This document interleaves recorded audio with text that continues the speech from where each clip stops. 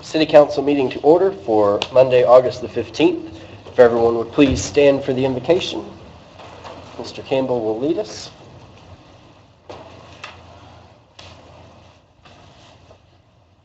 Bow our heads. Father God, we thank you for this day. Thank you, God, how you continue to bless us and keep us. God, we ask you to continue to bless each one of our council persons. Be with them, watch over them. God, continue to protect them. We ask you to protect all of our staff, all the officials that are here tonight to this meeting. We thank you, God, to be with them, be with their families, and protect them. We ask you to protect our mayor, watch over him, keep him safe, our governor, our president. God, just bless our nation. God, also we ask you to help us in Jeffersonville to be good neighbors. We thank you, God, for blessing our neighborhood night out. We thank you, God, that we have such a large attendance, such a large conglomerate of neighbors who come together on those nights, but not only those nights, but help us to be the kind of neighbors that do it all the time. That what they see us in you, see you in us, I mean to say, and that God, that we'll love our neighbors as you tell us to do. God, we have a great community. We have a loving community. Help us to come together. And help us, Lord, every once in a while to take the time to put ourselves in the other person's shoes. Before we decide to be to give somebody fault or to say something against someone, help us to put our feet in their shoes first and understand how they're feeling. Maybe we'll be better neighbors and understand better what's going on around us and continue to help our community be a great community. This prayer we ask in the name of the Lord and Savior Jesus the Christ. Amen. And we're going to ask our Boy Scout troop to come forward and lead us in the Pledge of Allegiance.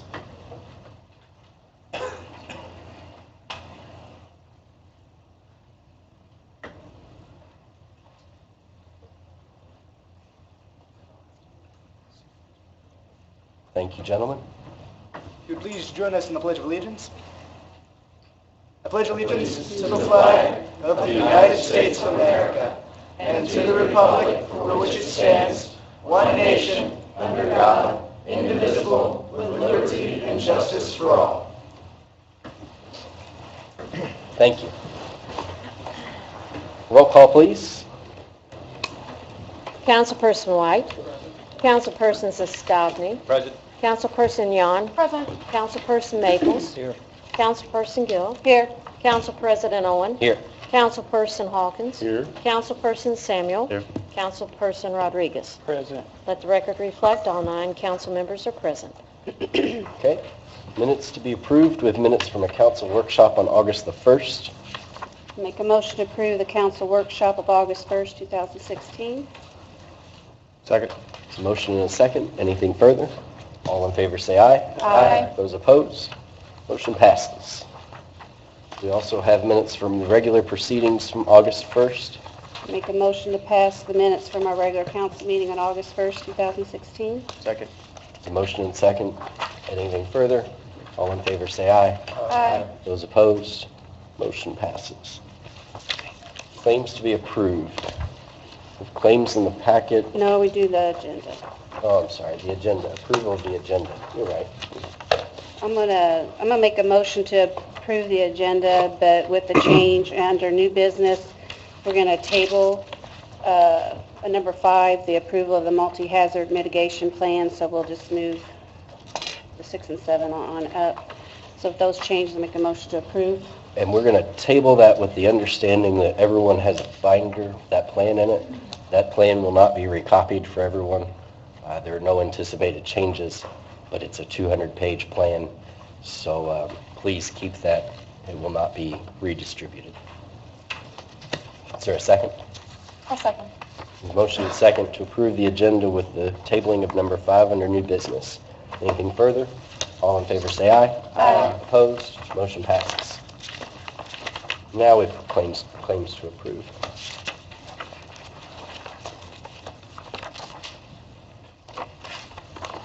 I have a few changes, additions and subtraction. I have 3 hand carry claims from the mayor for his promotions. One is for $100 to the Fraternal Order of Police for Shop with a Cop. I have another one for $600 for JHS tennis boosters, and that is for an ad, it looks like. Is And then I have another one for the football boosters for $500. copies of the ad with the claim? Those are to add to the claim, yes. You have the ads, the Yes, physical I ads have- attached to the claim? I have the ad for the tennis boosters, and I'm working on getting the one for the football boosters. We're pulling one. Huh? You're going to pull one too? Yes. And then the one that I'm taking off is on page 7.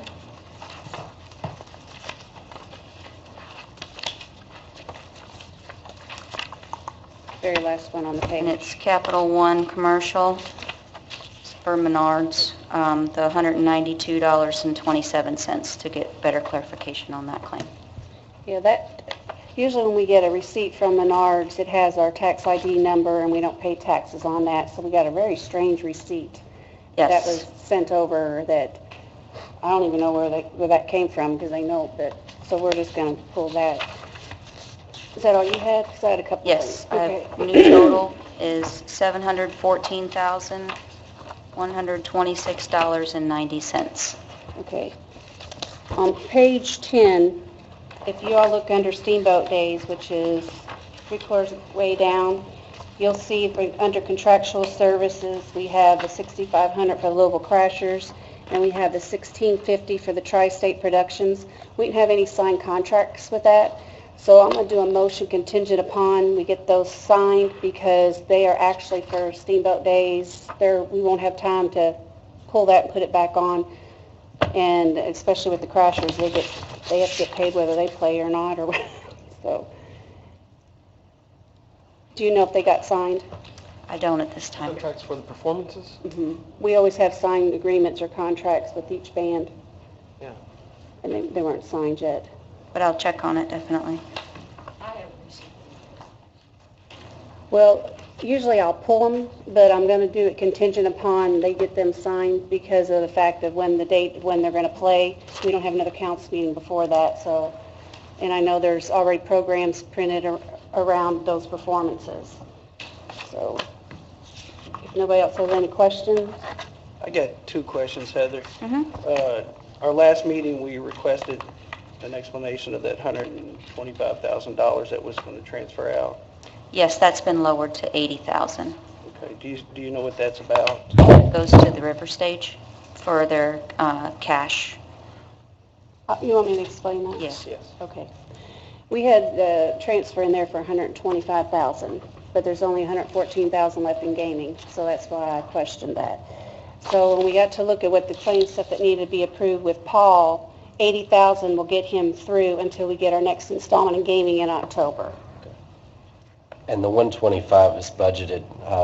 Historically, we've done more than 125, typically more, right around 200,000 out of gaming to supplement the River Stage. This year, after looking back through the notes, we approved 125 in the budget out of gaming instead of 200, because we anticipated more revenue from the City Partners program. And to date, City Partners has brought in about 80,000 to the River Stage, so we were pretty spot on with Yes. that assessment. Yes. Thanks. Is there anything further? Then I'll make a motion to approve the $714,126.90 contingent upon we get a copy of that ad, and also we get the 2 signed contracts. Got it. Motion second. Anything further? All in favor, say aye. Aye. Those opposed? Motion passes. Report of the clerk. Nope. All right. Unfinished business, Ms. Metcalf, 2016 OR 46. It's the ordinance of additional appropriation. This is for fire overtime and the vehicle and sanitation. Yes, ma'am. Thank you. The sanitation one is the insurance reimbursement, and there's been no changes from the last meeting. Okay. At this time, we'll open a public hearing on the ordinance. If there's anybody to speak for or against the ordinance, please come forward. Seeing nobody, we'll close the public hearing. Is there a motion? I'll make a motion to pass 2016 OR 46 and third and final. Second. It's a motion and a second, pass 16 OR 46 on the final reading. Anything further? All in favor say aye. Aye. Those opposed, motion passes. Thank you. New business.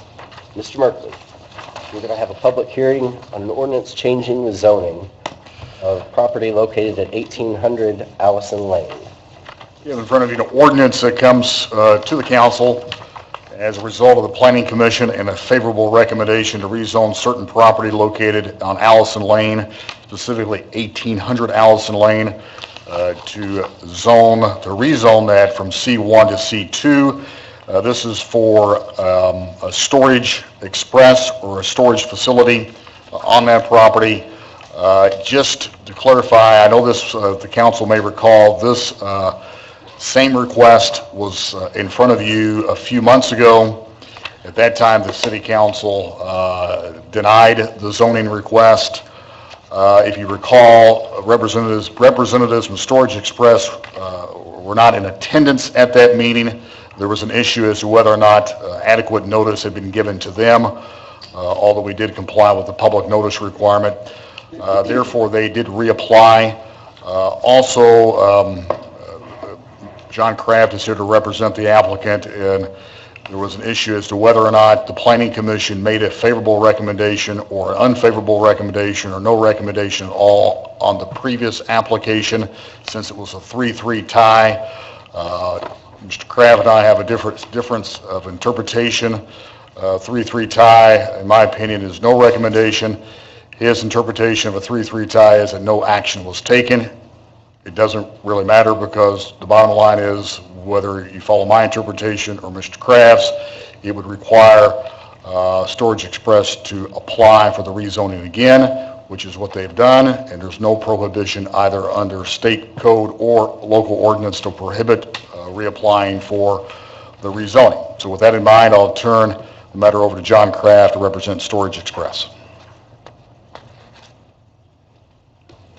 Thank you, Mr. Merkley. As Mr. Merkley indicated, my name is John Kraft. I'm with the law firm of Young, Lind, Anderson Kraft, 126 West Spring Street in New Albany. Let me first touch on a couple items that Mr. Merkley did bring up that I think are important. First and foremost, I do have representatives of Storage Express with me this evening. Jeff Shreve, the founder, Jana Jackson, as well as Tom Clark. And certainly, as I go through this process, Mr. Shreve will talk a bit and give you a PowerPoint presentation. A couple other items I think are important. One is an apology to you.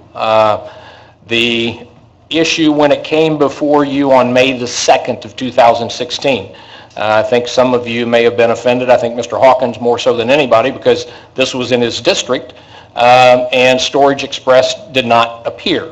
There was a string of emails that went back and forth from an employee of the Plan Commission office that is no longer with the Plan Commission office, indicating that this would not be heard at the May 2nd meeting, but would in fact be heard at the May 16th meeting. So that was the reason Storage Express was not present.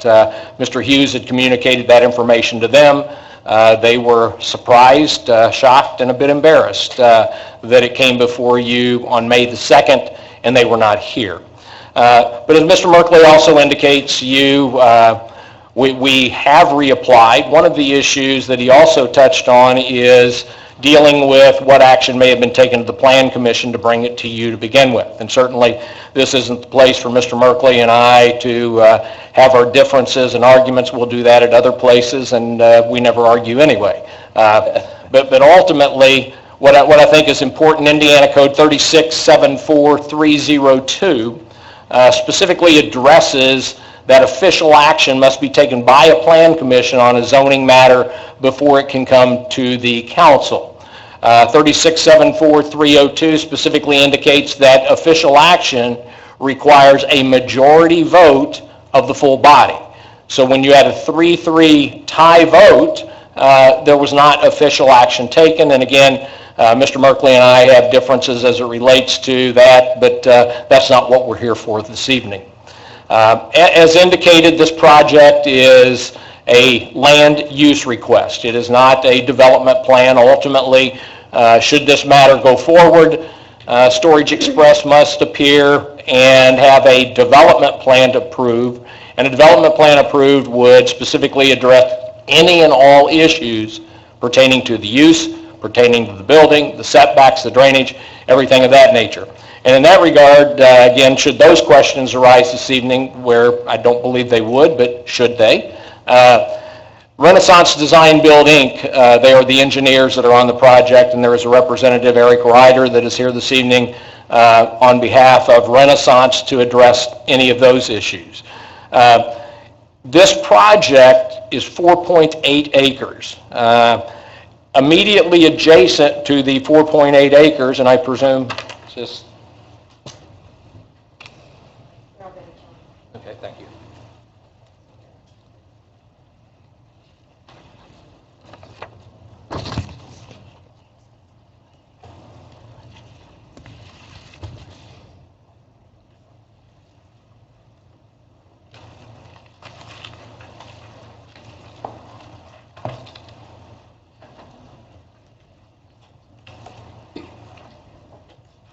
Turn the power on. Oh, guess what? It helps. It normally helps if you take the lens cover off.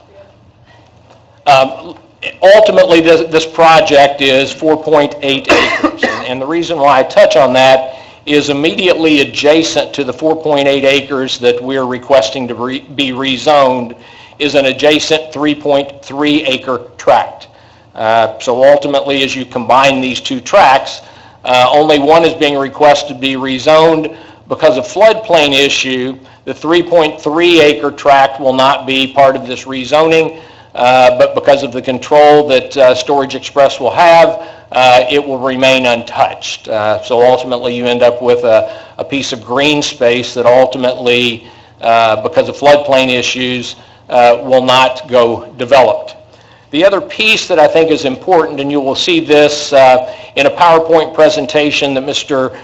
Shreve will do, and that is the fact that of this project, because of floodplain issues, only about 2.9 acres of the total tract, and again, 2.9 of the 4.8, but if you combine the two, of course, you're talking about 7 or 8.1 roughly in that range. So only 2.9 can be developed because of the floodplain, and that will be the only portion that will be built upon for that purpose. And I think that is an important piece, because I think there has been some expression maybe of misinformation with respect to drainage issues, that this is going to flood individuals' properties.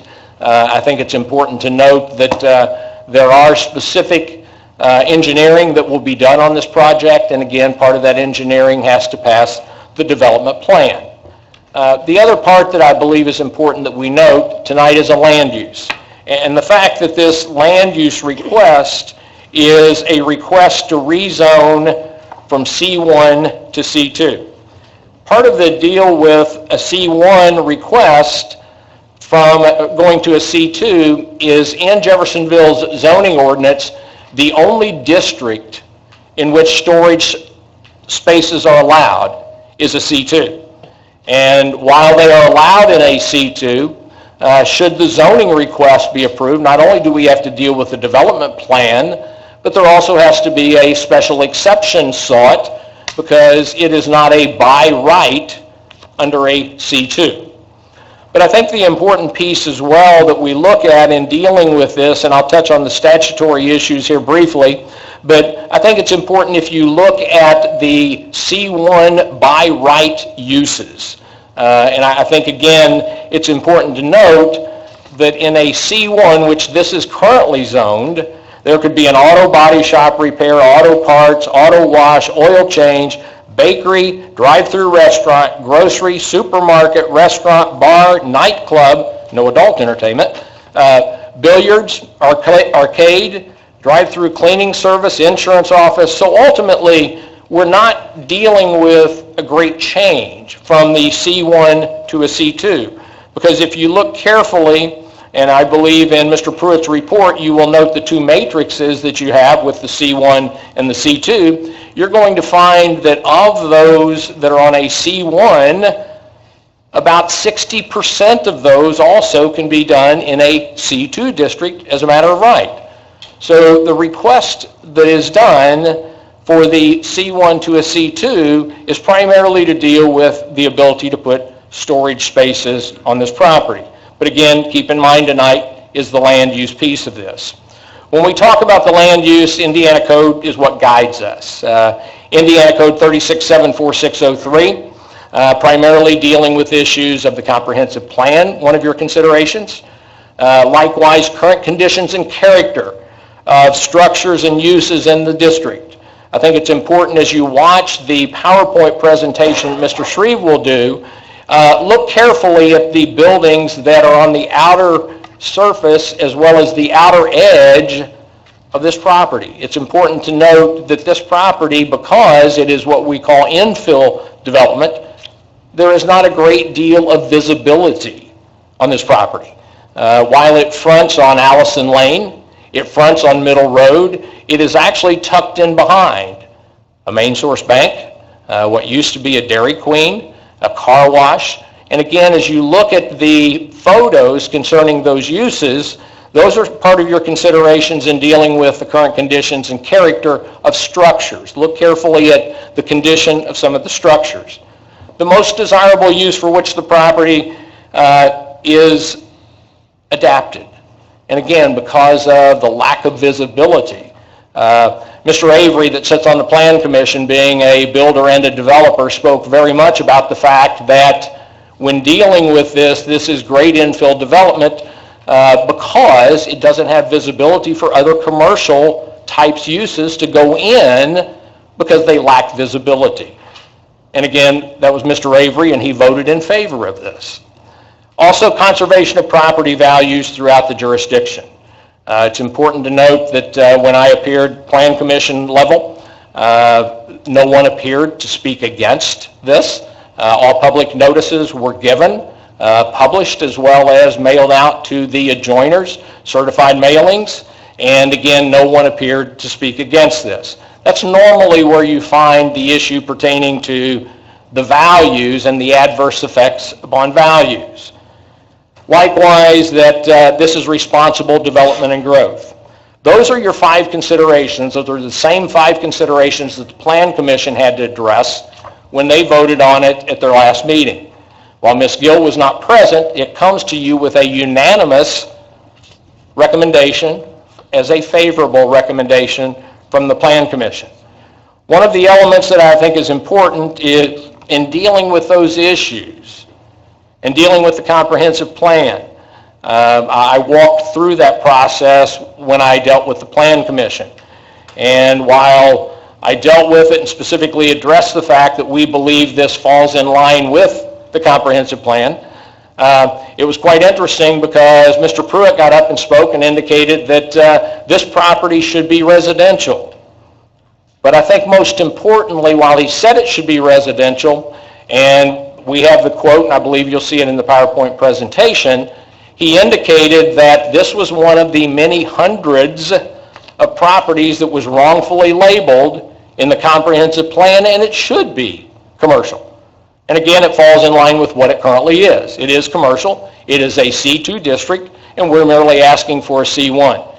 Many people look at these types of items and they gauge these and they say, well, if we grant you a C2, we're granting you a blank check to put anything there that you want to put in as a matter of right. I think you'll hear Mr. Shreve as he puts together and shows you the PowerPoint presentation. They do storage. That's all they do. And you've seen their buildings, you've seen what they do, and I believe, and again, I could be mistaken, but Mr. Hutt spoke in favor of this previously, and I believe Mr. Hutt is here this evening likewise, to let it be known that they're a good neighbor. They keep their property up. They do a good job. And typically when you see these blue roofs and the blue doors, you're going to find that it is Storage Express, and they do a great job with it. I will call on at this time Mr. Shreve, but I think when you look at those 5 considerations, Again, those 5 considerations being the same as what the Plan Commission voted on at their last meeting. And again, Mr. Hawkins was present at the Plan Commission level.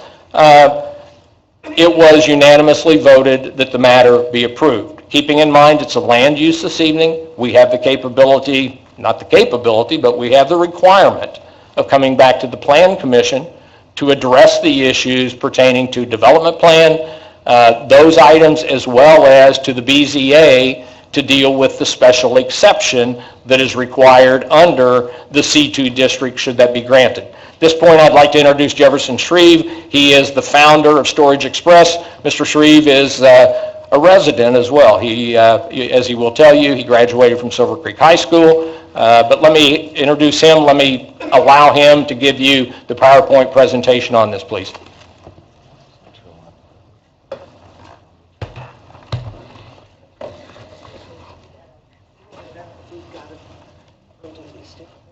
Thank you. Folks, I'm Jeff Shreve, and this is Mark, who's with me. Tomlin's worked with me for the last 25 years, and he does more than set up the PowerPoint projector, but I appreciate his help with that. And take lenses off, too. I led off by apologizing to Councilor Hawkins at the last meeting for being a no-show when we were scheduled to come before you on May 2nd. That was unintentional, and we very much thought that we were on your agenda 2 weeks ahead of us, so we appreciate the second bite at the apple. Janet Jackson's with us. Janet is my sister. She lives in Sellersburg, and she worked with the planning office and the mayor's office to get us back on the agenda. So thank you for that. And Councilor, thanks for bearing with my infomercial a second time. But I do have some information to share and not bore you with. But I want you to have some understanding for why I asked for this request, why I think this is a good project, why I think it'll be good for Jeffersonville. And I'll breeze you through that. Mr. Kraft said I live down here. In fairness, I don't live in Clark County. I'm from here. I did go to graduate from Silver Creek. I went to Bloomington to go to school, came out of IU with a poli-sci degree, and started a self-storage business. So that's how I got to this point. Storage Express has been in business. I've been doing this for a little over 25 years. We've got 90 self-storage facilities in Indiana, Illinois, Ohio, Kentucky, and Tennessee. We're growing this into the largest self-storage company headquartered here in Indiana, and I'm proud of what we do. As Mr. Kraft said, we do self-storage. That's all we do.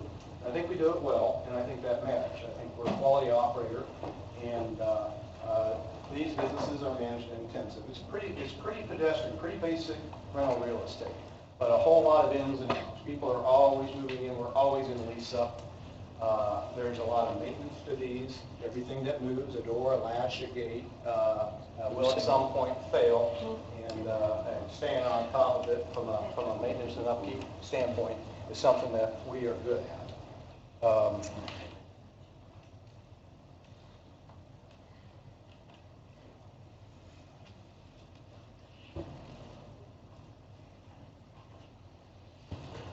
I've got a laptop in my bag if you want to try a different laptop, but I know enough about my business to talk you through it, I think.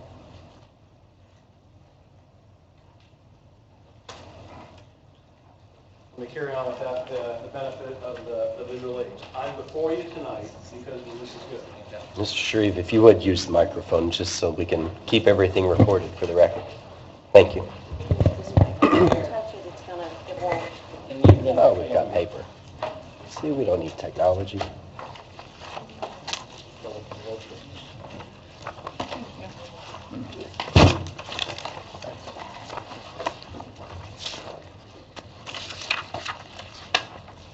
Fine, the planning commission. I apologize. It's the same PC that we used when we came before your plan commission last time. But if you'll bear with me in working through the paper slides the old-fashioned way. First slide, I referenced the 90 locations. You'll see some of our crew in front of our office there. We do self-storage. We do it really well. Second page, photo of some of our properties. These are our properties. We blue roofs and blue doors. I think we run a good, clean show, and all but one of those in that photo are properties that are located here in Clark County. Third page. All self-storage properties with blue doors are not created equally. The photo that you see there on the next page is one behind a former Jerry's restaurant that some folks may have looked at for a number of years and formed an unfavorable opinion of. That is not Storage Express, and that's not the way we run and maintain ours. Page 4, serious about security. We in fact are. That's not clip art. Those are our people in all these photos. We have people on staff. Oh, we've got... I think we're off to the races here. It's on the projector. Oh. Okay. Well, then I won't use my clicker. Page 4. We are serious about security. You see photos of some of our good people there. We are literally open 24/7, watching video feeds from all of our properties. Anytime there's motion in the frame of one of our over 1,000, 1,100 cameras that we've got at our properties, there's a pop, and so we are watching that sort of activity. Next page, that's an image from our location in Sellersburg, close to where I grew up. We caught a little activity in that screenshot. When we catch activity in a screenshot, that imagery is archived for more than 100 days. And so we've got that archival record of any activity, any mishap at a property. On to the next page. Thank you, Vanna. I've got 5 full-time people here in Clark County, keeping our locations in tip-top shape. We're at it all the time. If you see the Storage Express pickup trucks, the F-150s moving around town, those are our guys, our local guys that are working to keep the properties in great shape. You see some of the crew there in front of the Sellersburg location in that bottom photo. Every customer has a unique gate code, so we know who's in, we know who's out. We truly know our customers and work hard to take care of the property that they entrust in their storage with us. We're here specifically tonight because I'm trying to replace square footage that we've lost and that we know we can rent in this market. I lost 2 Storage Express locations in the last couple of years here. The first was over across from Bales on the upper left-hand side of the photo. Lost that to NDOT in a taking, and that's an exit ramp today. More recently, I sold a location to Duke Energy over at 6th in Michigan, just to the west of there, east of there, as part of an environmental remediation project that Duke undertook. So when title transferred to Duke, who was on the hook, chain of title, to an old subsurface environmental problem, they tarped that off with fencing, and they went down pretty deep. But if you were wondering what was going on there, they were removing some oil tars that were down at about 30 to 40 feet and trucking all that material off. But Duke Energy owns that property. So I lost 44,000 square feet.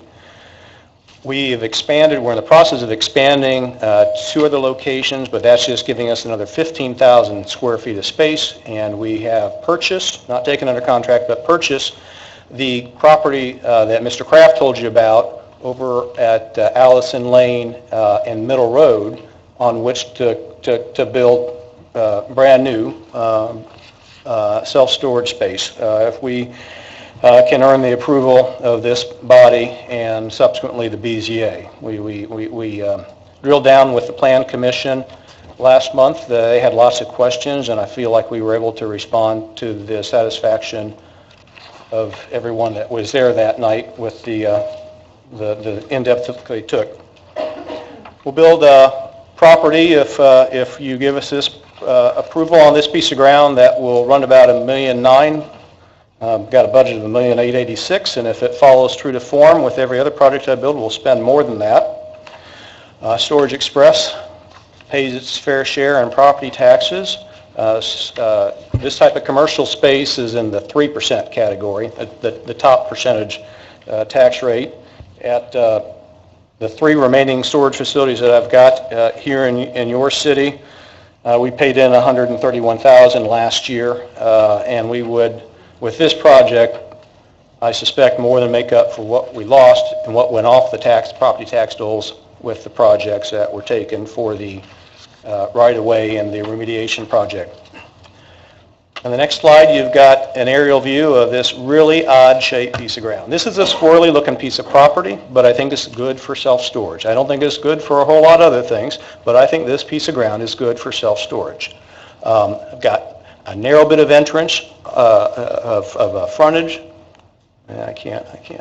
This won't show up on the monitors, I'm afraid, but here on Allison Lane, and I've got maybe 50 feet of frontage over on Middle Road, just enough to get people back in behind the other commercial that you've got there, and develop a storage express facility. This site isn't great from the standpoint of limited visibility from either Middle Road or from Allison Lane. That's what you see eastbound and westbound on Middle Road. Our storage express facility won't be nearly as visible as our facility, for example, across from your new police department, or just up the road there next to the Wash, kind of catty corner to the Kmart property. This won't offer that sort of visibility, but it still works in my estimation for us, because we can feed traffic, we can feed customers from those full facilities to this location. The next slide shows what that visibility looks like or doesn't look like from Middle Road. And the next one, Allison Lane. That's the old Dairy Queen out in front of us, and some privacy fencing. There we are. We would be back in behind the Dollar General and, Save-A-Lot on the other side. Let me show you what it looks like on the back side. I'm sure you've driven by this probably before. You probably haven't driven back there. It's not the prettiest piece of ground. You're probably not going to want to build townhomes or upscale housing on the back side of this property, because this is what people would be looking at. We can still make that work for Storage Express, but it is what it is from the standpoint of the backside of a dead car wash, the backside of a former Dairy Queen. That's what we've got there. Closer view of what the image looks like on the backside. So that's the property specifically with overlays for the different areas, the shaded areas that we cannot and we would not develop. We've got the flood plain and the flood zone and the flood plain. We would not develop in any of those shaded areas. It would leave us with 4.9 acres of the site that are usable out of the total of 7.4 acres that we've purchased. We would leave in place, in perpetuity, 4.5 acres in permeable surface and green space. The next two pages, Mr. Kraft has spoken to. And so I'll pass on that and close with giving you some view why, as biased as I am, I think this is a good use for this piece of property. We make a good neighbor. On this property, Tom is pointing to our location in Noblesville, Indiana. We sit right next door to, actually out in front of a Home Depot. On the other side, closer to the 4-lane State Road 37, we've got a courtyard, Marriott Courtyard, and a bank and a Fairfield Inn. Then just north of us, we've got multifamily. And then just north of that, not visible in this image, we've got single-family housing. In my experience within this industry and personally, self-storage is a great transitional use from core retail to multifamily to single-family residential. And that's exactly what we have in this application on this piece of ground that I come before you with tonight. Closer to home, Clarksville, you'll see, you can't really see that well because it's such an old aerial image that is not in color. But Tom is pointing to our storage facility, which is just north of the Bass Pro Shop on the edge of their parking lot there. Self-storage is not an impediment to future growth. As you'll see on the next page, a whole heck of a lot has developed. You're not going to see it on that one. That was part of my fancy slideshow. You would have seen overlay around that in the radius, all the commercial development that you well know has sprung up in and around that location that went into to Clarksville off of Woodstock 20-some years ago. Finally, the location, the site piece of ground that's before you today, I think for the reasons I've tried to delineate, this would be a good use for a piece of ground that has never found a good use, has never attracted someone interested in improving it and dropping in $1.9 million in improvements. I think the use I propose is superior to some of the other uses that wouldn't prompt someone to go through the Plan Commission as we have. And so with that, I stand eager for your questions and hope to have your support tonight. I thank you, everyone, for hearing me out, and I'm sorry for our technical challenges. Any questions for Mr. Shreve?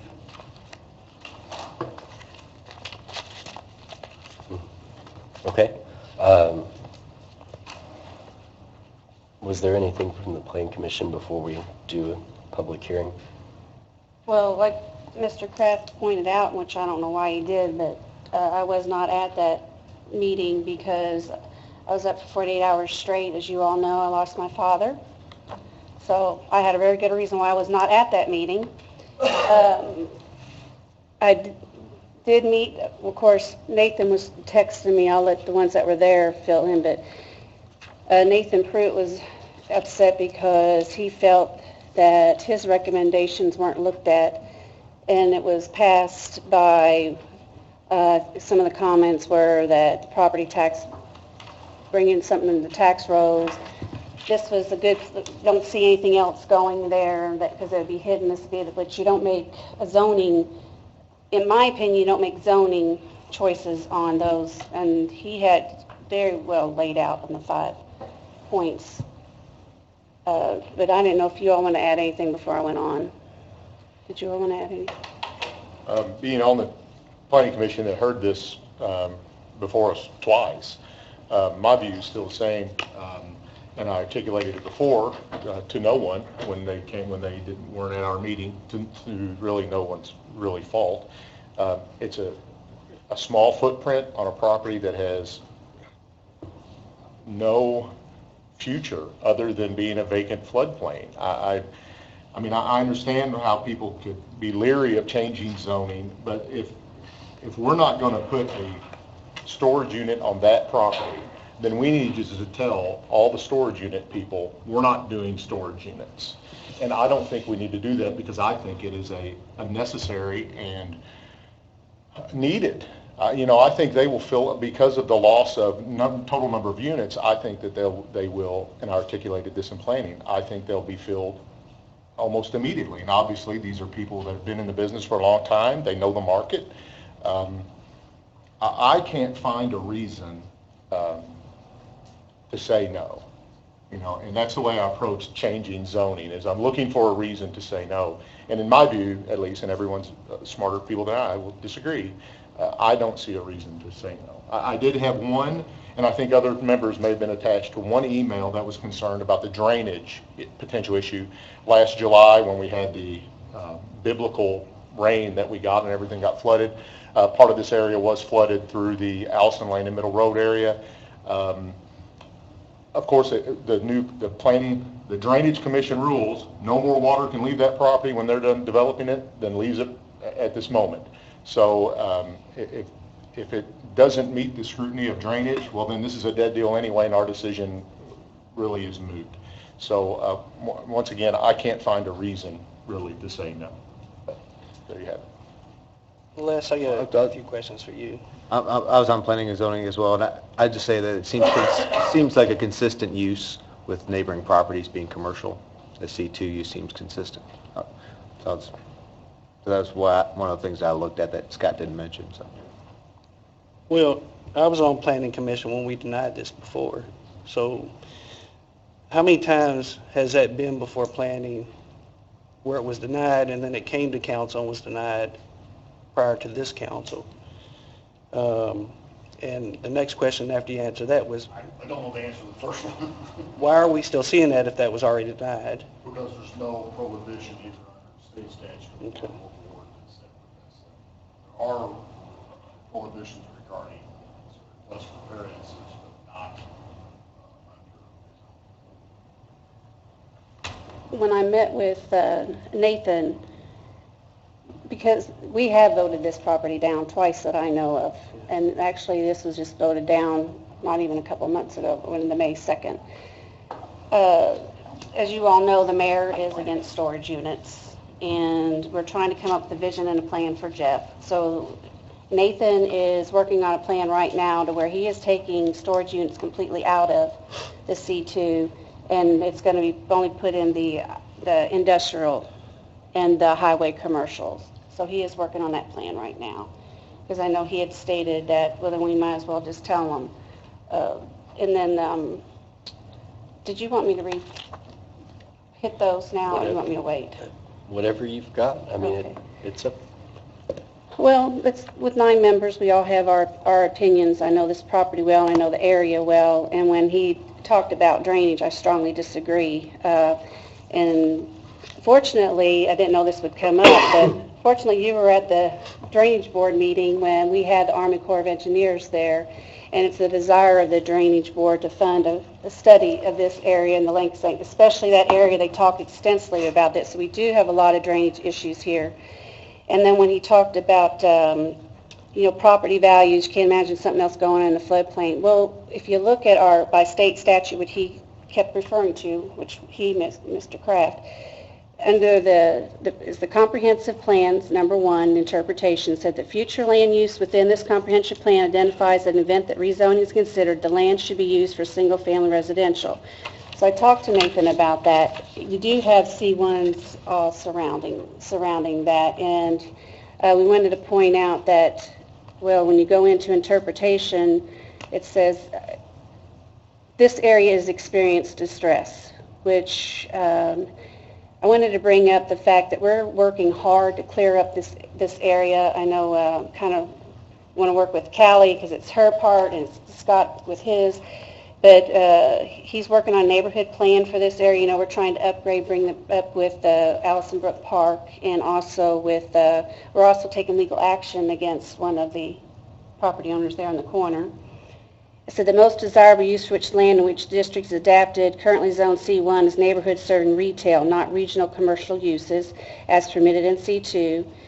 The fourth point, the conservation of property values throughout the jurisdiction, interpretation, and under Nathan's staff report, C2 is not like to enhance the property values.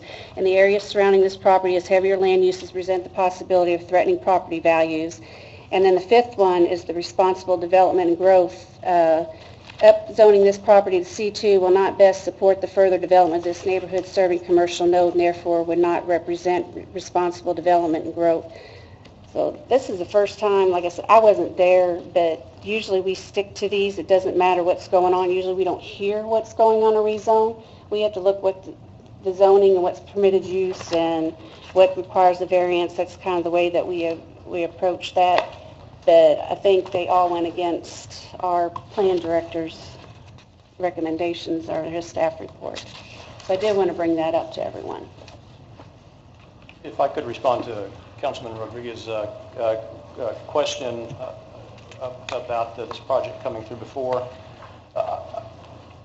The Storage Express has not brought this project through before. There was someone else, I don't know the name, that petitioned to do self-storage on this project a few years ago. My understanding is that it passed the Plan Commission. It was boat and RV storage. But not the City Council. And the project was a boat and RV storage project. I remember it now. Lisa triggered my memory.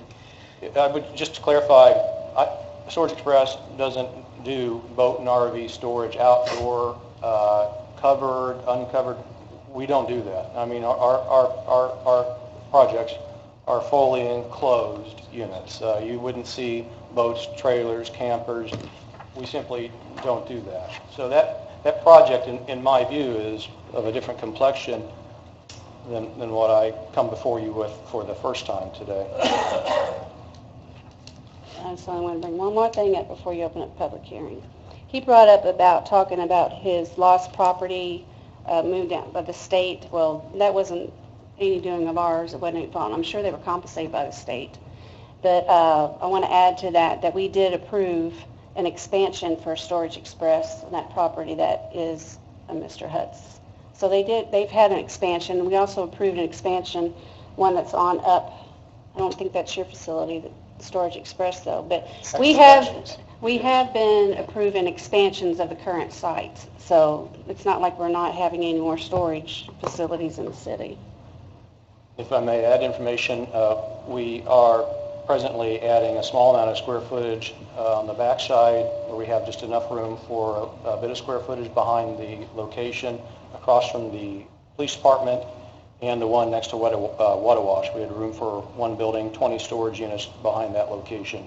In the aggregate, we're adding 15,000 square feet. We've lost 44,000 square feet. We were compensated by NDOT for their taking of the location across from Bales. We reached an agreement on the sale of the other property to Duke. I didn't make out like a bandit. I didn't want to be on the chain of title on an environmentally polluted property, and so I struck a deal that made sense, but I didn't make a killing on that deal. Not that that's really what I'm asking you guys to weigh. Is there anything further before we open public hearing? Mr. O'Mab, just to address Ms. Gill. Ms. Gill, the only reason I said you weren't there is I never want a representation of a unanimous vote with all members present, giving someone the indication that all members. I do that at any meeting, wherever I indicate a unanimous vote is. I want to make certain everyone knows who's present. It wasn't any intention to say I brought it to their attention for any other reason other than the fact of I didn't want you to believe that I said we had a unanimous vote with the impression that you were not present. Again, you have my deepest sympathy at the death of your father. Thank you.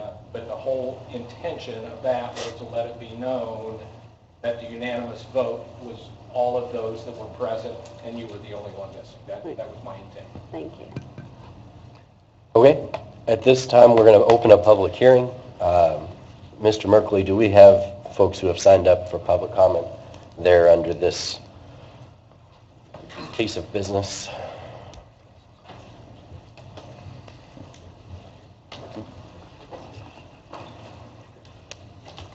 All right, looks like we have James K. Roberts. And for everyone, the way we do our public hearing, you'll be called to the podium. If you would say your name and your address for the record, you'll have 3 minutes once you give your address to give a statement. My name is Dr. Jim Roberts. This is Dr. Melanie Roberts. We're located at Allison Lane Animal Hospital at 1660 Allison Lane in Jeffersonville. And also we live in Jeffersonville in Silo Ridge behind Meyer. Our practice has provided services for thousands of Jeffersonville residents, starting with Dr. Steiner founding the practice in 1973, and we acquired the business in 2000. On the morning of July 12th, 2015, the intersection of Allison Lane and Middle Road flooded, which in turn flooded our location. There was over 6 inches of water in the practice, which of course caused serious structural damage, but also posed a safety risk to our patients and boarders. Luckily, staff was on site when this occurred, and all the animals were secured and safe. We have been informed that there is a concern that changing the property in question to a paved storage area will risk an increase in water runoff to our area, and in turn increase our risk of repeated flooding. We are deeply concerned for our patients at our hospital and for our staff and building as well. We ask that you consider this risk when voting on this matter. If paving and building there will increase water runoff towards Middle Road and Allison Lane, then the space should not be rezoned and developed. We ultimately want to know that our patients and business are protected in this matter. Thank you for your time. Thank you. Let's see. Don Walker?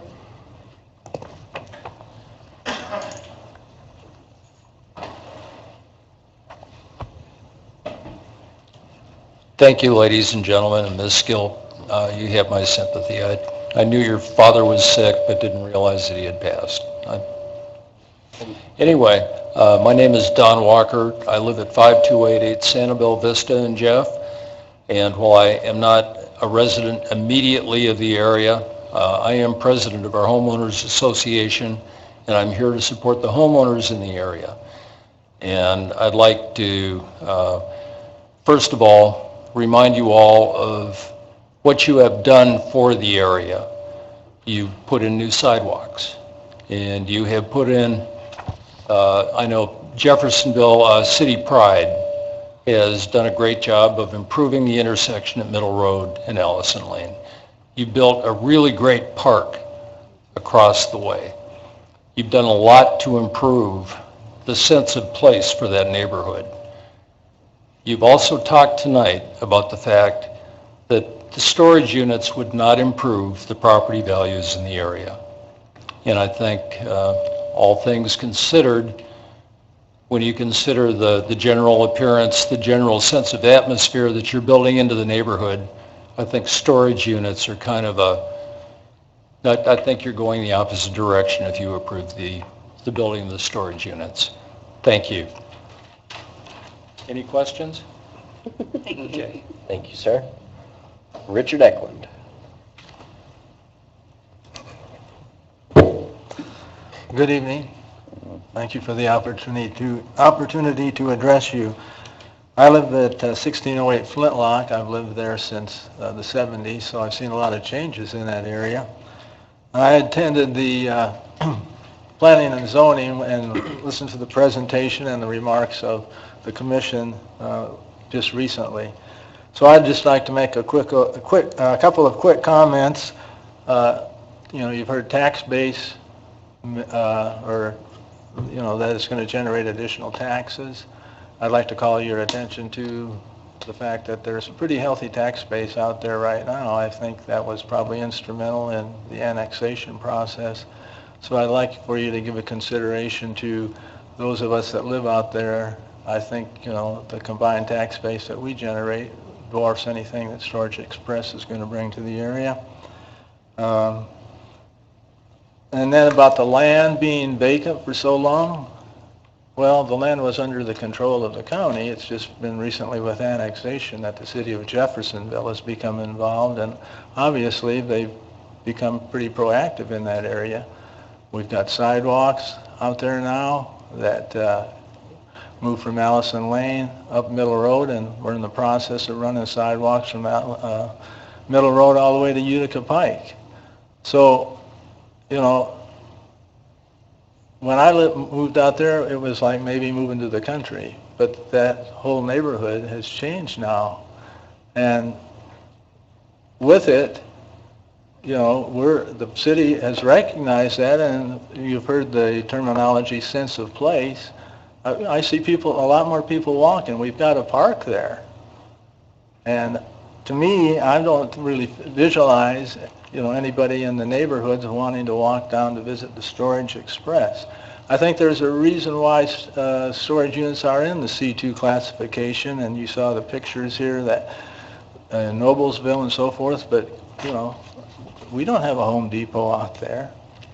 We have small businesses, the things that neighbors want to walk. They've said there was a Dairy Queen there. Well, there was a Dairy Queen, but interestingly enough, a pet place has moved in there and completely renovated it and seems to be thriving there. And, people walk down there to drop their pets off. So I feel like, as Mr. Walker mentioned, putting a storage facility in there is going to run counter to what the investment the city has put into the park and into the sidewalks. And it puzzles me that our city will hire somebody with the expertise that has training and planning and was involved in the comprehensive plan and then refused to listen to his recommendations. I mean, I'm not a planner, but it doesn't seem to me that a storage unit fits out there with small to medium business. Like I said, we don't have any Home Depot, we don't have large businesses out there. I just don't feel like it's a good fit. And for that reason, the reasons I've outlined, I'm opposing it. So I wish you would take those things into consideration when you make your decision, and thank you. Thank you, Mr. Eklund. Is there anybody else who would like to speak in favor or against the project? Mr. Hutt?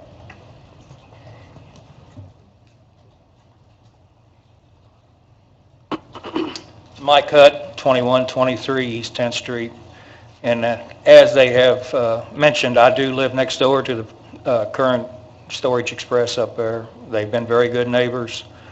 Whenever they've done an expansion, they've always come over and talked to me what they was wanting to do. They gave me their business cards, call them anytime. Never had to call them once. I still got all their cards down there, but never had to make a phone call to them because there is no problems with them. If you're going to eliminate storage facilities, then you also need to eliminate apartments and condos and houses under 1,500 or 2,000 square feet because people don't have enough room to keep all their stuff that they can't get rid of. The gentleman that said that they will not improve this subdivision. Well, if people get rid of the stuff that they got in their garage and put it in a storage facility, then they can pull their cars in, and you drive through a subdivision and you don't see cars or junky cars sitting outside, that does improve a subdivision. So there's a lot of different ways to look at it. And as far as the planning and zoning passing it and not listening to Nathan, that is a board of independent thinkers. They're on there, they can think and decide for themselves. They don't need someone to tell them what to do and what not to do. Thank you. Anyone else? Mr. Owen, may I respond to a few items that were mentioned?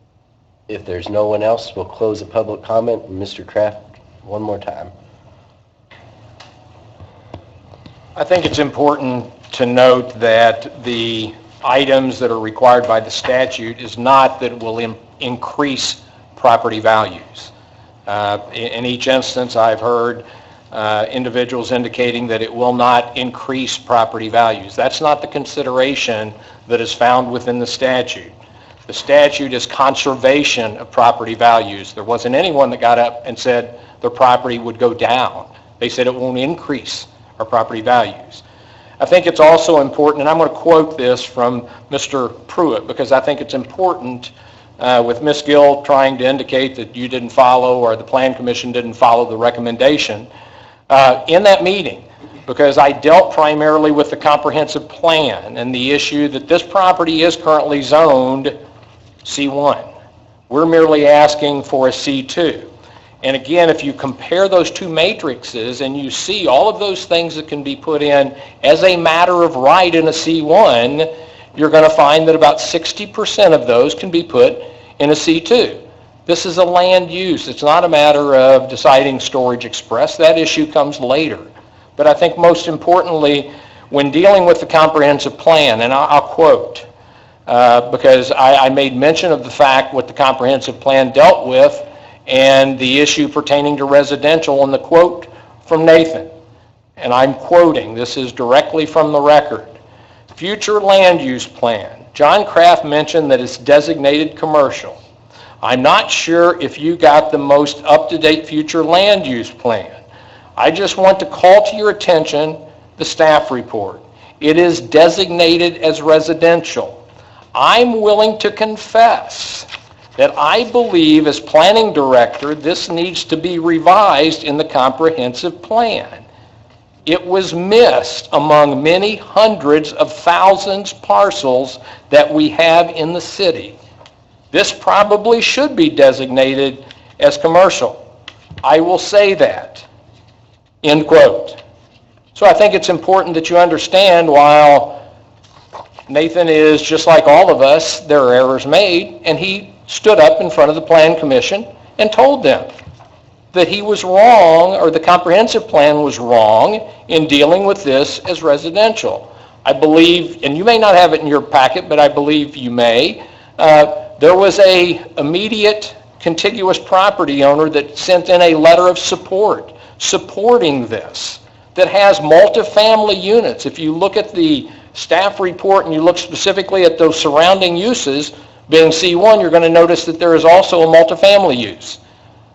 You have a multifamily user that sent a letter of support specifically indicating he needs these, and he is in support of the zoning change. Ultimately, the people that are most affected by a zoning change are those that are contiguous and in closest proximity to a request. When you have an adjacent property owner write a letter of support indicating we need this, you should pay attention to that as well. And again, I give Nathan credit because he did indicate that the property should be commercial, not residential, as the comprehensive plan says. And if you followed the comprehensive plan under 3674603, it should be residential. But as he indicated, he must confess it should be commercial. Thank you. Is there anything further from the council? Is there a motion? Comment. Sure. Nathan his name's been thrown around quite a bit. He's in the room. Does he want to say anything? I don't know. Mr. Pruitt, would you like to come forward? 10 seconds. Good evening. I'll make it really brief. Obviously, Kraft has mentioned, John Kraft, that the comprehensive plan isn't perfect. The future land use plan has, like you mentioned, tens of thousands of parcels. What I want to call attention to is the fact that he's trying to equate a mistake of residential being designated and when it should actually, in fact, I believe, be commercial. He's trying to equate that as me saying that I support the storage units there and I support a C2 zoning classification based on our overarching vision of the comprehensive plan, the totality of the plan, not just that one future land use map.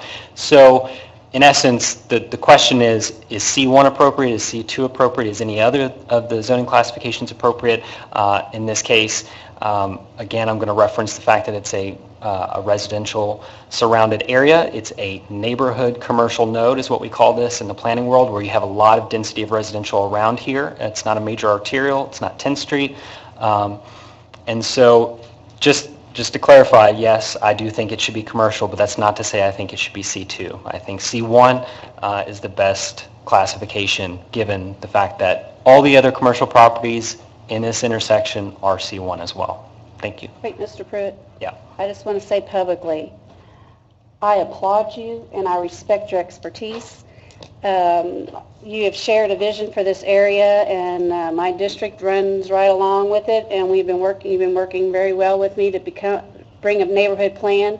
I don't believe anything that I said tonight was misquoted, or I brought anything that, I mean, you were going by state statute and these points. Is that not what we're supposed to stick to when we are considering rezoning? Not what that's the only thing that'll fit there, or the property value is, am I correct in that?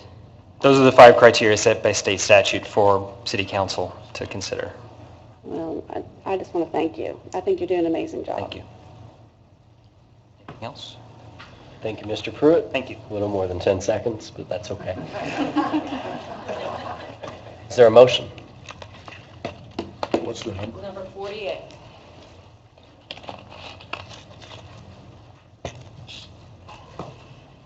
So much for keeping the meeting under an hour.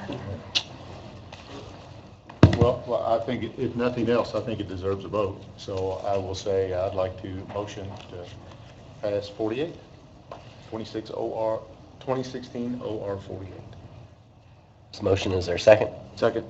Motion and second to pass 2016 OR 48. Would you roll call, please? Any other comments? I'd like a roll call, please. Okay. Any other council comments? No, but I remember the boat storage and stuff when it came through, and one of the reasons that it was, I can't remember if it was denied in the planning commission, if it was unfavorable or not. It was. One of the things that at the time was discussed with Shane Corbin, who was a planning and zoning director at that time, was to move storage units to an industrial area. So when this came to us, I think the first time, I was a little surprised that it came. Just to give you a background in that area, the neighborhood raised $15,000 roughly 5 years ago maybe to plant trees and bushes to push out the crime. And then I think we spent, and Les might be able to help you with this, about $400,000 on Allison Brook Park, again to spruce that area up. And I think that was a big push to push that out. So it's the only comments I have. And I'd like to, one more thing. Sure. And that's certainly be taken into consideration. And but I think that a storage unit that is hidden behind other commercial properties in no way detracts from the work that has been done there. If I did think it had, then I would have a different view. But in no way do I think that having storage facilities behind a commercial Dollar General is going to detract from the work that Jeffersonville has already laid out.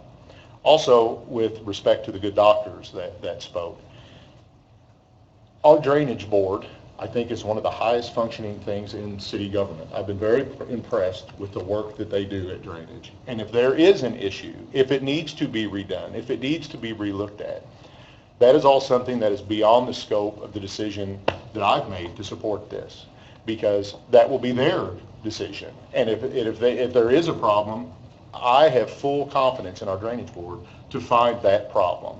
And if we already knew of that, and if that was our charge to worry about, then I would certainly have a different view than I have. And then lastly, yes, we've brought up the tax base, and that, let's not misunderstand. That is one thing of many, whether or not we're supposed to think of it or not by state standard. That isn't something on which decisions, I think, were the foundation of which decisions were made. That was just one other idea that came about. We're not going to miss the few $1,000s one way or another in our city budget from this, so I don't want to make it seem as if that was a motivating factor in the Planning Commission or in my decision. Any others? I'd just say that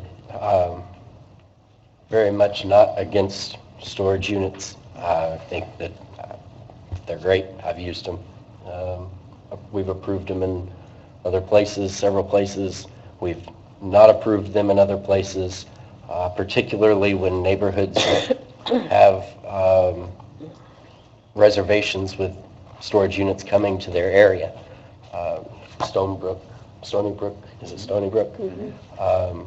Was up in arms about storage units coming to their neck of the woods. We axed that, and that, I think, went somewhere else. And that seems to be a common theme here. Additionally, when we're discussing, I say this every time, when we're discussing zoning changes, we're really not discussing the project. That's why there's not a development plan with this proposal. We're discussing the use of the property and how that zoning classification fits with the surrounding area. And there's no other C2 classification anywhere near this property. So for those reasons, I'm going to vote against. Y'all ready? But I'm sure we can find another spot. Councilperson White. No. Councilperson Stavny. Yes. Councilperson Yon. Yes. Councilperson Maples. Yes. Councilperson Gill. No. Councilperson Hawkins. Yes. Councilperson Samuel. No. Councilperson Rodriguez. No. Councilperson Owen. No. 5 noes and 4 yeas. So it fails. Okay. So I'm going to pass this. Mr. Z, if you would stay and sign. So I'm going to pass this around Sorry. for your all signature. All right, moving on. 2016 OR 49, I presume, is another public hearing on an ordinance to change zoning for property at 3402 Charlestown Pike. This is a request to rezoning. Again, it was a favorable recommendation at the Planning Commission level to rezone property at 3402 Charlestown at Jeffersonville Pike, from R1 to a PUD, Planned Development Residential. It's 2.2 acres. This is near Lanesburg Cove. It's frontage on Charlestown Pike and Morgan Trail. The petitioner is David Bauer, and I believe he's represented here tonight by David Blankenbaker. And Mr. Blankenbaker is here if you have any questions regarding this rezoning matter, and this is a public hearing. Okay, Mr. Blankenbaker? David Blankenbaker, 618 East Court Avenue, Jeffersonville. With David Bauer, the developer. There's a long story behind this. How much you want to hear? I think it's pretty straightforward what we're doing. This property's been approved by the Plan Commission. It's been approved by the City Council back in 2006, I think, something like that. It's been reapproved, as you mentioned, so I'm just going to, if you have questions for me, feel free, or if you have questions for Mr. Bauer. He's recovering from a little illness, so he's asked not to have to speak a whole lot, but he is not contagious, he tells me. So I have extra copies if anybody needs one. I'll pass those around. And just if you have any questions. Dave, one Yes. question, David. If it's been already approved multiple times, it just changed the developers? Or? Yeah. So two things happened. One was the Great Recession, the housing economy crashed, and the second was the developer unfortunately passed away. The bank eventually ended up with the property. They had the loan on it, and they are in the process of selling it to Mr. Bauer to take it over. Thank you. Short answer. Okay. Are there any questions for Mr. Blankenbaker before we open the public comment? No. Hearing none, we'll open a public hearing at this time. Is there anybody to speak for or against the rezoning in question? We don't have anybody signed up. Seeing none, we'll close the public hearing. Mr. Pruitt, would you like to add anything? Okay. I'll make a motion, we approve 2016 OR 49. I've seen that 4 or 5 times at plans. There's a motion and second. Is this not 48? This is 49. 48 was the one we just voted down, 5-4. Right, but our last ordinance that we passed earlier was 46. Yeah, but you all passed other ones. Oh, okay. You know, you got to Sorry. Yeah, we keep the numbers over here. Just making sure. All I'll right. second. My bad. Do I second somewhere in there? Motion and second for 16 OR 49. You guys don't want to do a presentation like the last group? Call the question. Oh, no. All those in favor say aye. Aye. Opposed? Motion passes. Congratulations. Thank you very much. Thank you very Thank much, you, guys. ladies and gentlemen. Support on it, but I figured you probably wouldn't want me to. Not a good Not a good track record. Vicki Conlon. An ordinance transferring certain funds within the same department. This is going to Actually, be this is your all's budget. 50. 50. And, yes. This is to transfer some money. I make It a is. motion to approve 2016 OR 50. I'll second it. On the first and second? On the first and second. I wish I could do it all three, but on first and second. There's a motion. Hold on. There's a motion and a second to approve You sent out. on the first and second. Anything further? All those in favor say aye. Aye. Those opposed? Motion passes. Les Merkley, 16 OR 51. Ordinance regarding approval of a lease between the Jeff Redevelopment Authority and Jeff Redevelopment Commission. You have in front of you an ordinance that approves a lease for purposes of issuing a bond with the intent to fund some infrastructure projects by the Redevelopment Commission. First of all, let me explain the process here. It's a lengthy process. This is probably the second or third step of many steps before we can actually close on these bonds. But the reason for the lease or the structure is this way. By ordinance and by state statute, we have a redevelopment authority, which is separate from the redevelopment commission. Under this scenario, under this arrangement, the redevelopment authority would be the lessor. The redevelopment commission is the lessee. We have done this in other bonds, specifically the city services complex. Also, I know that one for certain. There was a couple others that we've done that way as well. The redevelopment authority would own property, real estate, and the redevelopment authority would issue the bonds. The redevelopment authority then would lease that property to the redevelopment commission for a term of 11 years, because that's what's left of the life of the intercity road, which is being pledged for these bonds. The redevelopment commission would then pay rental from the TIF proceeds collected. That rent would then go to the redevelopment authority, which then would use those rental payments to pay the bonds. This is for several infrastructure projects, basically two major projects.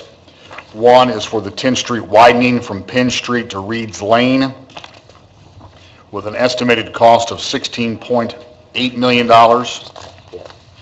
And then for 10th Street North reconstruction from Allison Lane to I-265. This is in the area where there's two developments going on north and south sides of 62, one of them being Kroger on the north side.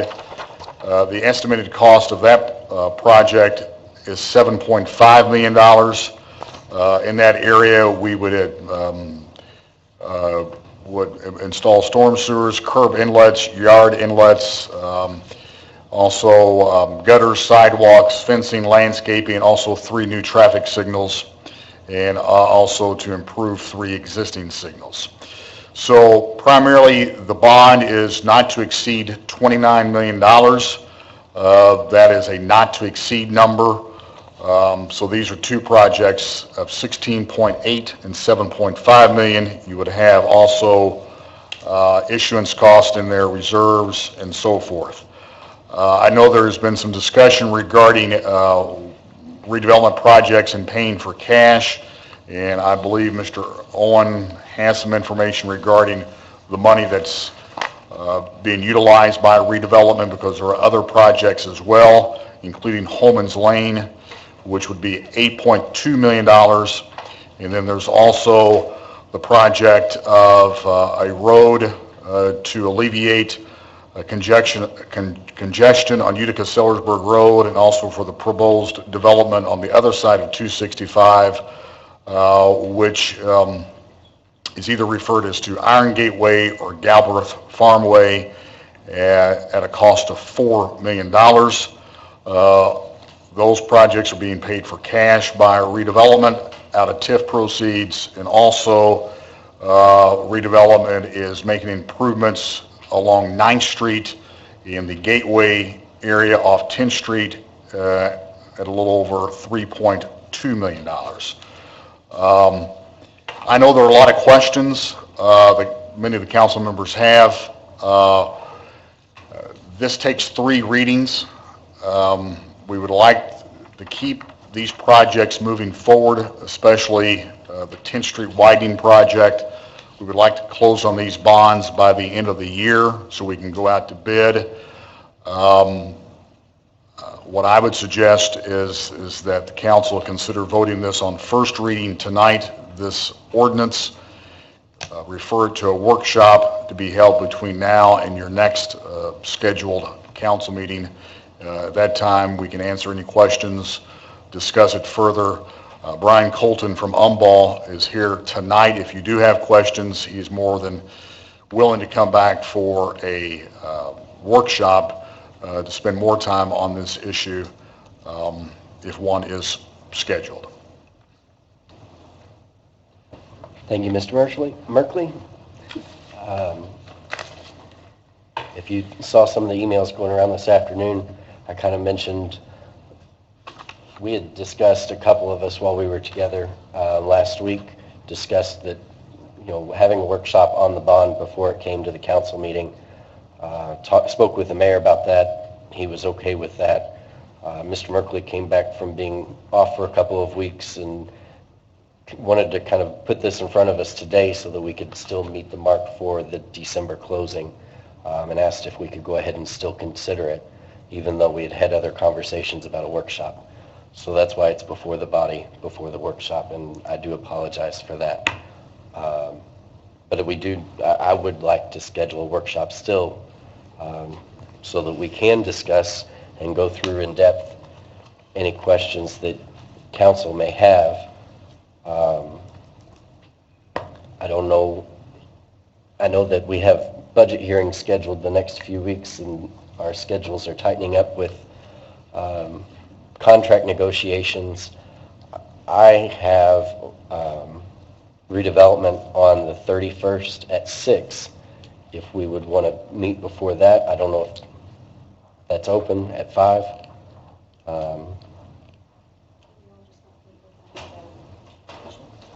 We could meet with the redevelopment commission, but not during the regular meeting. We have something scheduled before our council meeting. Yes. Oh, yes. We have budget. Yeah, we have a budget hearing scheduled at 5 before Well, our meeting. I don't know about other council members. I'm available at 5 on that proposed day, if that works for anyone else. I'm not. I will not. Not the 31st, I'm not. Not the 31st. Okay. We have a budget hearing scheduled at 6 on the 24th, which is the Wednesday before. The 29th, which is the Monday. I'm just throwing out dates. 24th or 25th? That work? 25th, we have negotiations with the fire. Yeah. The 24th is not good for you, Mr. White? What about Tuesday the 30th? There's a planning meeting. 23rd? Meeting with the chief of police. 22nd, week from today. Good. I mean, if you want to have it with redevelopment, so you Mm-hmm. The 22nd? The 22nd is a Monday. Yeah, the parks is I have a parks at 6. You can't do that?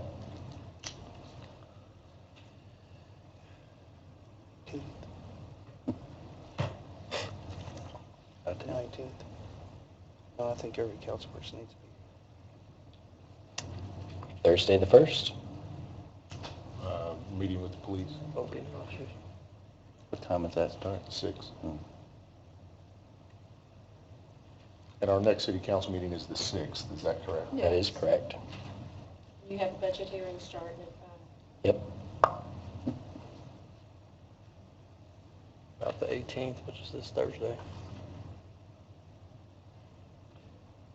Tuesday is the building commission and starting at 5.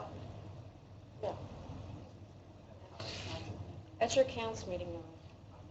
Yeah, but we have to, right, but we have to, we don't know how long that's going to last, because we need time to set up. We're going to have to shut down the workshop system and restart our system to get it back up. So, I mean, How about Does anyone 5 have- o'clock on the 1st? I can't do the 1st. Can't do I that? can't. Okay. Does anyone have any conflicts with this Thursday? I think that's the date Scotty mentioned, August 18th. Is that enough time to advertise? Oh, Yep. Be just enough time. I won't be here. Mr. Colton, that's bad for you? That's the one that you mentioned so far that I've got. We should do it like 7:30. You're doing pretty good up till now. And I won't be here the 19th. What about the 26th? That's the only date I think we haven't mentioned. Friday the 26th. I'll be out of town. Can't do it. what can y'all do at lunch? I was just going to ask, could we change the time? And I will get lunch. Can we do a lunch meeting? I can. Well, Can? I guess it depends the day, but most of the time I can. When's I don't that? know what other flexibility is. We just changing the time. We don't have a date yet. Lunch on the Wednesday the 24th? I can't do the If I'm the only one Can't do that can't do 24th. lunch, then No 24th. 25th? I won't be Henry Fonda and 12 Angry Men. Uh, I can do 23rd, 25th. no. no. 25th, lunch? 31st, lunch. Okay. I could do that. Wednesday's not good. Thursday the 25th. Thursday's not good. Monday, the 29th, lunch. Yeah. Yep. What? 29th? 29th, lunch. Okay. Mr. Colton, down for a lunch meeting? No. All right. Nathan can't do the 29th.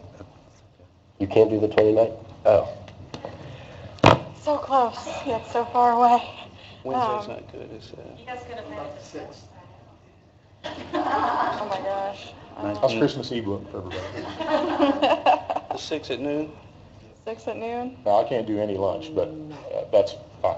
I mean, I won't be Henry Fonda and 12 Angry Men and hold up the whole ordeal. the 26th. The 6th would be after, okay. I thought Callie said she's going to be out of town. I'm out of town too. On this, And No. he's out of town. On Monday, 26th. Tuesday the 6th? Oh, Tuesday. not I thought you were Tuesday. talking about the Yeah, 26th. yeah. Tuesday the 6th, lunch meeting. We won't be there. We'll get you all some food, but we're gonna have to get somebody else to take the minutes. The 6th. Tuesday the 6th?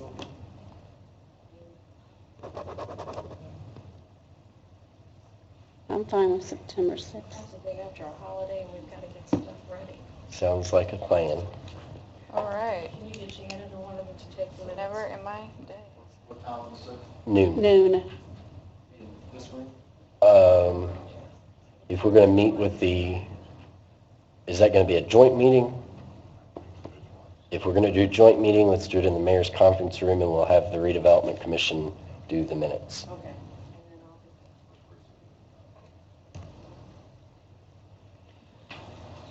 Typically, Goodness the gracious. redevelopment are available for lunch. I'll send out an email. Okay. Whew. Thank you. All right. Is there a motion on 2016 OR 51?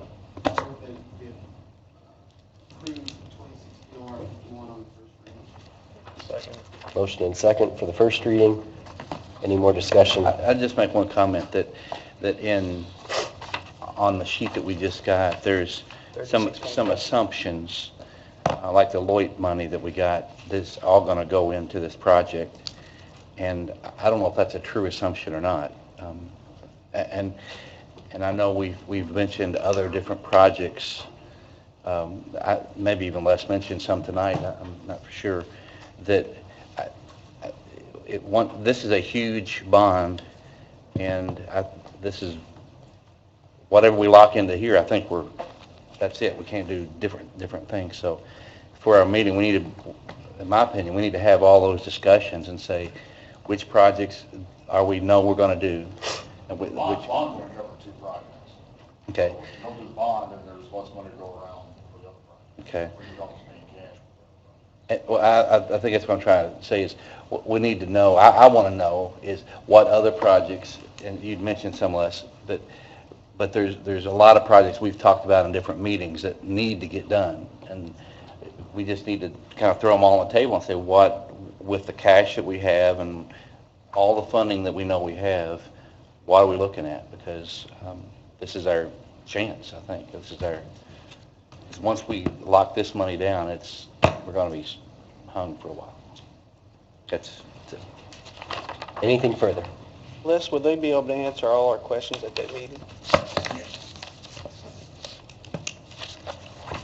I won't even have ice on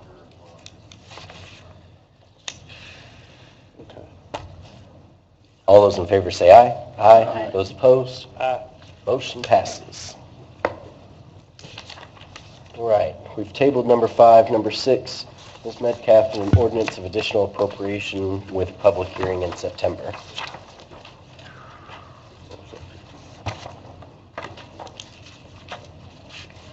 All righty. The first one is for safety for $13,201. That is for the siren repair, and I believe that some had emails on that. Mhm.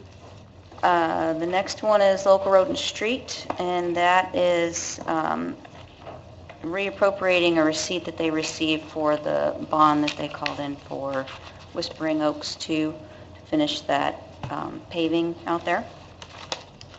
The next one is for public arts, and that one is reappropriating receipts that they received for grants. And then the next one for the parks is the reappropriating of the receipts from UEZ for the security and maintenance of Big Four. So these are all revenues that we've received already, except for the first one is additional spending. I'll make a motion to pass 2016 OR 52 on the first and second. Second. Motion and second for 16 OR 52 on the first and second reading. Anything further? All in favor say aye. Aye. Those opposed, motion passes. Thank you. Ms. Metcalf with the workshop schedule. Y'all handed out the schedule before the meeting. Is there any questions or comments? I'd kind of asked you earlier, Heather, but just so everybody heard the questions. In times past, we've gotten a budget. It just says, this is what we like. And then it's put on us to cut back to the monies that we think we're going to have to spend. Is that what's happening again this year? Is there the possibility of us letting the department heads and the administration pare it down first? And then that makes, because it's very difficult when we're the ones that have to cut from budgets. And so that's kind of my question. I know that there are some decisions that need to be made. I'm not sure exactly, because I have to advertise at the highest amount, obviously, and I want to give you all the opportunities to make all the decisions that you would like to make. But yes, I do think that, there are some departments that are included in there knowing that there are some decisions that will be made once they come for their budget hearings and you hear everything. Heather, I do have a question about the schedule. On all of the other days, with the exception of Thursday, September 8th, you kind of signify when the meeting will end, but on Thursday, the 8th, council starts at 7:30. I just assume that it will probably end sometime around 9. I just had that template in there just so that I would... I wasn't sure because I know we're also on Wednesday. I don't know how the council does its own budget, but I saw it was split up there. So. Yeah, usually from what Matt was saying is somewhere between 6 and 9 is what I'm thinking that the meeting will be. Right, and I think the 30 minutes for council on the first Wednesday is more of a time that we're going to discuss how we're going to approach things as far as, like the performance increases and the capital expenses and kind of a process, a time to lay out the process a little bit more. The budget, the council's actual budget will be on the Thursday, the 8th. Yes. That clarification. Okay, thank you. Thank you. Attorney report, Mr. Lewis? Nothing for tonight. Are there any department heads that would like to speak? Mr. Pruitt? No? All right. Public comment. I have Michael Sadowski. Sir, if you would just give your name and address for the record, you'll have 30 minutes, or 30 seconds. 3 minutes. 30 minutes. 30 minutes. 30 minutes. We've gone through a long one already. Then it was 30 seconds. 30 seconds. Michael Sadowski, 3127 Eastbrook Boulevard in Jeff. I do realize the council has no authority of this, but I'm looking for your help and support. I've come to you today to express my concern about the ongoing impact of the bridges and its related construction to those who live in Jeffersonville, but commute on a daily basis to Louisville. We can no longer access 65 North from 64 East. That's been cut off for a long time. Therefore, we cannot exit at Louisville off the 9th Street ramp to get to 65 North. Now Louisville is closing 2 lanes of Market and Chestnut as they renovate the Kentucky International Convention Center. That's going to impact us trying to get to the 2nd Street Bridge or to 65 to now get back home to Jeffersonville. We've been going through pains forever, not being able to get to 64 or 71 from 65 South because of the construction. We cannot directly access 10th Street from the 2nd Street overpass, which I have no idea how that was ever allowed to happen, since that seems to be the main entrance into town. The tolls, I won't even get into, but to have 40 trips to get the frequent discount, which means you have to have 20 round trips. In 2017, there are 8 months where there are only 20 weekdays, if you exclude federal holidays. Miss a day, take a week of vacation, you're going to be at the higher rate. And what's going to be the impact of the 2nd Street Bridge to traffic once the tolls go in place, and how much more traffic is going on there? And finally, no, it's not in Jeffersonville, but the impact of what's going on in 64 in the Sherman-Minton since they closed the exit to Georgia Powers. I feel like Kentucky Department of Transportation is basically ignoring the residents of Jeffersonville. This has been an ongoing thing on and on again. The Market Street and Chestnut Street is going to last for 22 months as they reconfigure it. We as residents can no longer get to downtown Louisville or come back home again. So my question is, why can't these things be coordinated? Who's the voice of the people in Jeffersonville that live in Jeffersonville? I've been here now for 22 years, and be able to get down to Louisville where we work. Why are we being penalized for the tolls that are coming there? There is no frequent discount program, no matter what they say. Even if you make the frequent discount program, the cost to the residents here that do it is going to be $500 if you get it down to the dollar trip. If not, you're looking close to $1,000 a year, the impact of us. I do understand this is not your thing, but I'm looking for somebody here to talk to the right people to say, what are you doing to the people in Jeffersonville? One last thing quickly off this. If you're redeveloping Holman's, please tell people that there are 2 turn lanes left onto New Albany. Not just 1 lane, it would help tremendously. And one last thing is, who's in charge of 10th Street and what looks on the core of 10th Street? That new yellow monstrosity is hideous. Thank you. Thank you, sir. I would just point out that I think, Michael, I think you have a lot of very valid points, that we've gotten the short end of the stick in many, many, many instances when it comes to this Bridges project.